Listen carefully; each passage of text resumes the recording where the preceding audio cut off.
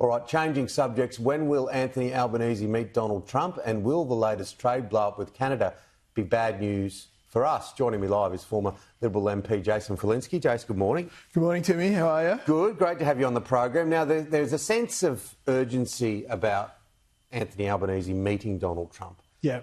But it comes with its own dangers. Sure does. The one-on-one. The one-on-one. Just ask Zelensky what can happen. So he better wear a suit. That'd be number one.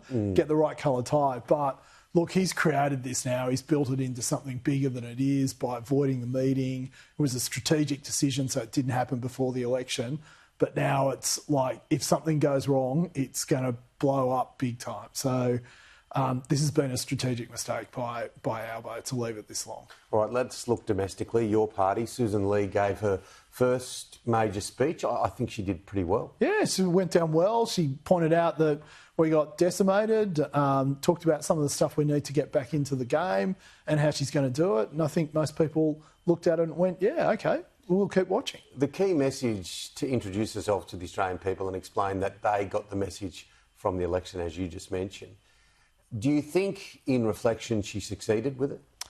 Yeah, I think she really did. I think one of Dutz's biggest problems was he never felt comfortable introducing himself to the Australian people, telling his personal story. She went a long way down that road, so that was tick number one. Tick number two was to be front up and tell truth to power, and she did that. And tick number three was, look, here are some of the things that we're going to do about it, without getting into specificity about that. So that was all really good. And it was a real difference, wasn't it? Because Peter Dutton brushed the press club. Yeah, he did. He didn't like it. Didn't feel comfortable there. So a bit like Albo's not meeting with Donald. So, and that never ends well. And as we know, it just didn't end well in the end. Now, the fallout of the war in the Middle East, Donald Trump's unorthodox diplomacy. Yes. It is. To explain it, you're getting one, obviously, huge message out of Iran. You're getting conflicting messages out of the US. Yep. These reports from CNN that they weren't as successful. That's fake news. What do you think? How do you unstitch it all? Oh, look, they almost certainly succeeded in massively disrupting and probably ending Iran's nuclear program. They've weakened the regime in Iran. That's mostly been done by Israel. And there's very little doubt that Israel got the green light to do that by the United States. He also was, I think, incredibly clever up front by trying to negotiate a deal with Iran. So it looks like he came, or indeed may have, come to the conflict in good faith. So it's not like, I wanted this, I was itching for it, it looks like this was my last resort.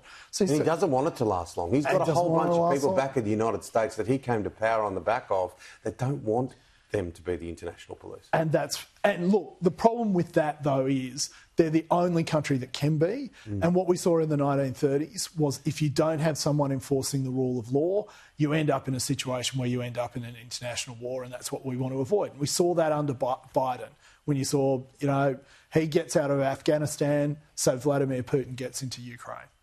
The NATO summit secured a deal on increased defence spending for many countries. Spain, obviously, is a bit of an outlier there, and Anthony Albanese standing his ground on defence spending. Yeah, well, that's going to be a huge... That could be the issue that blows up when he meets with Trump. But look, the fact of the matter remains, with all of this sort of stuff, that's another victory for Trump. 8 years ago, Trump said, you guys are not pulling your weight. He gets to NATO this week and they say, yeah, you're right, and we're all going to increase our defence spending with the exception of Spain. Don't forget, by the way, a couple of months ago, Spain had a nationwide blackout because they've so mismanaged their economy and their energy grid. This Canada thing, forget about Australia just for a minute. Yeah. They have been historically the most wonderful, harmonious of allies for forever. Yeah, for the United States, absolutely. So the issue is Mark Carney, who's the Prime Minister of Canada, he started off 30 points behind Pierre Poilievre. He ended up winning that election by saying, I'm the anti-Trump candidate in Canada. He's not popular, he's not a good politician, he doesn't have great ideas, but he does have one thing. He's anti-Donald Trump in Canada. And so he's going to keep that fight going for as long as he can.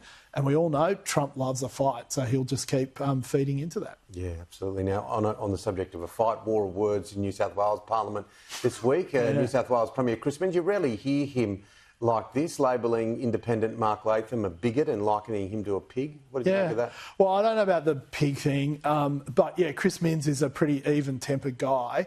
Mark Latham is a bigot, and you know some of the stuff he said is just not right. And it is unfortunate that he is representing our community in Parliament. And I think Chris Minns is right to finally call it out. And I think more political leaders need to be that brave. I know Mark Speakman has said similar things in the past.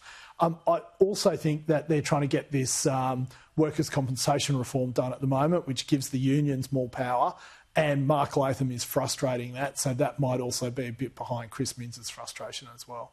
Just quickly, what about Mark Speakman and the Liberal Party in New South Wales? Where are they at? Mate, it's a tight contest. It's not seen that way. Minns is doing a good job in sort of the PR state, but we all know living in New South Wales that there are real problems. Trains aren't running properly, hospitals are a disaster, crime's out of control. There's a lot of stuff for Mark Speakman to work with. How he said he'd fix housing. Housing's got worse in New South Wales, so there's a lot for him to work for. Great to have you on the program. Thanks for having me. Thank you, Jason Falinski.